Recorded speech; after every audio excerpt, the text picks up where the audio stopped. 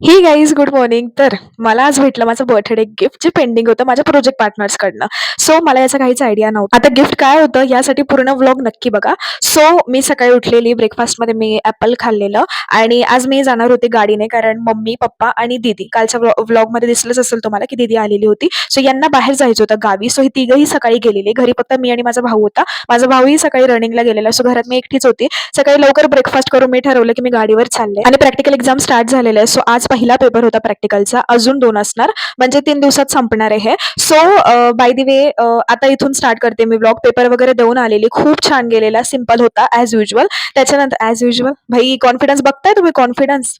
दाद द्यावा लागेल. म्हणजे मी आणि माझे इमॅजिनरी थॉट्स कधीच never ending. Okay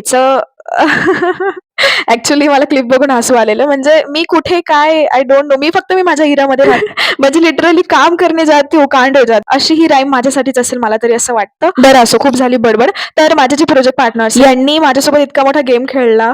I can't imagine. Like hey माझ्या मागे लागलेले पेपर झाल्यानंतर, की "कशी तुझ्या बर्थडेची पार्टी, पार्टी, पार्टी." सो मला असं वाटलं, अरे हां, मी खरंच त्यांना पार्टी द्यायला हवी होती आणि मी नाही दिलेली आहे. सो त्यांनी मला असं थोडंसं क्लिक केलेलं आणि मी लगेच विचार केलेला, की आपण कॅफेला जाऊयात, काहीतरी खाऊयात. सो आम्ही 2-3 कॅफे बघितला, बट आम्हाला कुठलाच पटत नव्हता. पण फायनली आम्ही कॉलेज रोडच्या देसी स्वादमध्ये गेलेलो. आता जे नाशिककडनं असेल त्यांना नक्कीच माहिती असेल आणि इथे अनलिमिटेड पावभाजीचा ऑफर असतो म्हणून मी हाच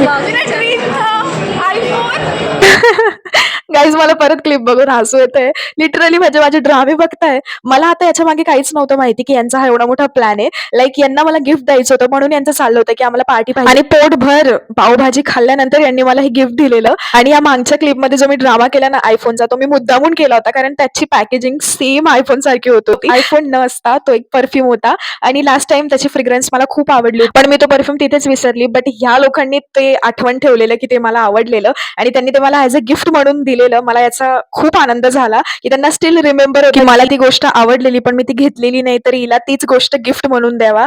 आणि असं मला अशा छोट्या-छोट्या गोष्टी अशा नोटीस केलेल्या असतात ना, फार आवडतात. म्हणजे किती एफर्ट्स राहतात त्या गोष्टींमध्ये, की आपण एक छोट्या-छोट्या गोष्टीला कॅच करून एक समोरच्या व्यक्तीला त्याबाबत काहीतरी देतोय. So thank you so much my project partners for this all. So आम्ही कॅफेमध्ये बाहेर निघताना खूप वेळ झालेला, तर मग मी घरी पण लेट आलेली. त्यानंतर घरी अजून मम्मी, पप्पा, दीदी जसं मी तुम्हाला बोलली, की ते गेलेले होते गावी. ते स्टिल नव्हते आलेले घरात. ते येणार होते 10-11 वाजता. सो मलाच स्वयंपाक करायचा होता. तर मी स्वयंपाकमध्ये केलेला डाळ, भात, पोळी. भावाला जेवण दिलं. त्यानंतर मी लागले स्टडीला कारण माझे पेपर सुरू आहे आणि I have to do study. So मग मी थोडासा अभ्यास केल्यानंतर ते लोकं आलेले. त्यांनाही वाढून वगैरे दिलं. फ्रेश वगैरे झाले आणि रात्री ही आईस्क्रीम एन्जॉय केलेली. Thank you for watching. भेटूयात उद्या. बाय आणि सबस्क्राईब करायला विसरू नका. Bye bye. Good night.